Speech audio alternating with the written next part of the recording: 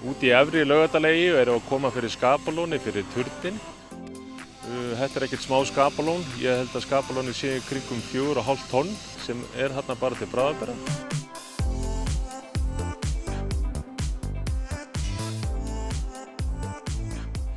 Og við munum svo koma boltagrúpunum þar fyrir og það þarf að stilla þetta alveg hárnákvæmt, pluss mínus 1 mm eða eitthvað svoleiðis. Þetta mikið mannvirki. Turninn sem mun rísa hérna í eyjunni, Fjanni, hann mjög hár, 60 metra hár. Og við erum með mjög góða kalli í þessu sem að gera þetta fyrir okkur og það gengur bara mjög vel.